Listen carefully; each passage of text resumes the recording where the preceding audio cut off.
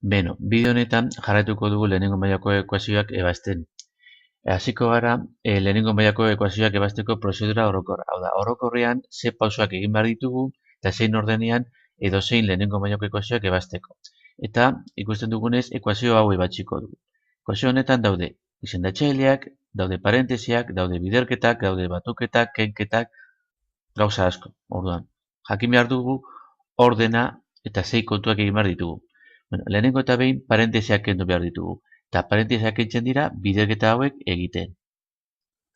Orduan, gelditzen da. Isa zati bi, minus iru bider bat, minus iru. Minus iru bider minus isa zati bi, minus bider minus plus. Iru da iru zati bat, gogoratu, iru bider ekiz, iru ekiz, eta bat bider bi, bi. Iru ekiz zati bi.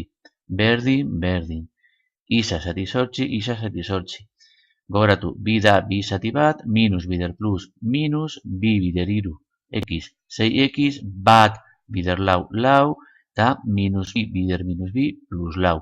Horrela, parentesiak kendu ditugu, bai? Hurrengo pausua izango da izendatzaileak kentzea. Horretarako, aurreko metodo bat erabiliko dugu. Nik erabiliko du lehenengo metodoa. Hau da, hasiko gara izendatzaileen emekate kalkulatzen.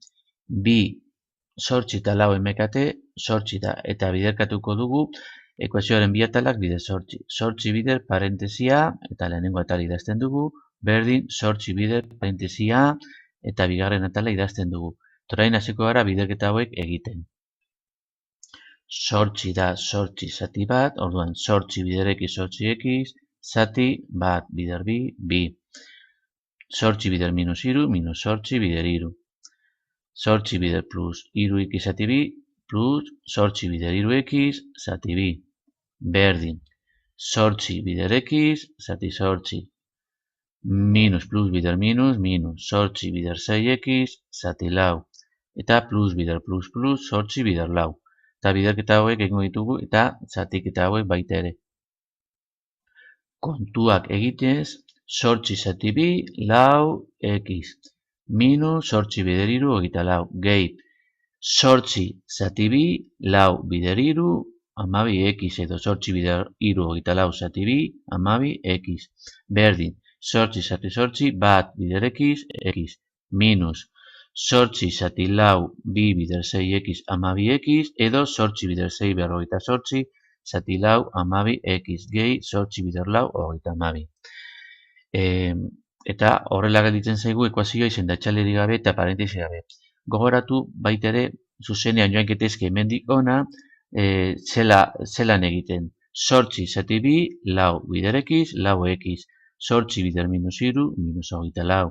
Sortzi zati bi, lau bider iru ekiz, amabi ekiz. Berdin. Sortzi zati sortzi, bat bider ekiz, ekiz. Plus bider minus minus, sortzi zati lau, bi bider zei ekiz, amabi ekiz, eta sortzi bider lau, plus hogeita amabi. Baina, ez badakizu, pausu guztiak egiten ditugu. Behin hau lortuta, gogoratu, orain, isa dutenak alde batera pasatuko ditugu, eta isa ez dutenak beste aldera.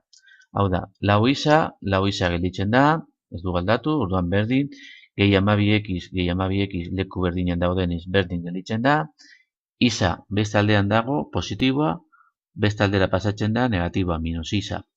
Minus amabi isa dago beste aldean negatiboa, beste aldera pasatzen da positiboa, gehi amabi isa. Berdin, hogeita amabi dago positiboa garraitzen du leku berdinean, eta minus hogeita lau dago hemen, beste aldera pasatu behar da, kontrako signoarekin plus hogeita lau. Orain, antzeko monomiak batu edo kendu. Bai, hau da, hemen, lau ekiz, gehi amabi ekiz, amasei ekiz. Ken ekiz, amabos ekiz. Gehi amabi ekiz, hogeita zazpi ekiz. Berdin, hogeita amabi, gehi hogeita lau, berrogeita amasei. Orain, hau izan da, ekizari biderkatzen diona, ekuazioaren beste aldera pasatzen da zatiketa egiten. Hogeita zazpi ekiz, hogeita zazpi, biderkatzen ari da isari, pasatzen da beste aldera zatiketa egiten. Isa berdin, berrogeita amasei, zati hogeita zazpi. Azkenengo pasua da emaitza simplifikatzen dugu, hau da emaitza simplifikatzea ahal baldin bada. Kasu honetan, hau ezin da simplifikatu, erantzuna da isa berdin, berrogeita amasei, zati hogeita zazpi. Agur.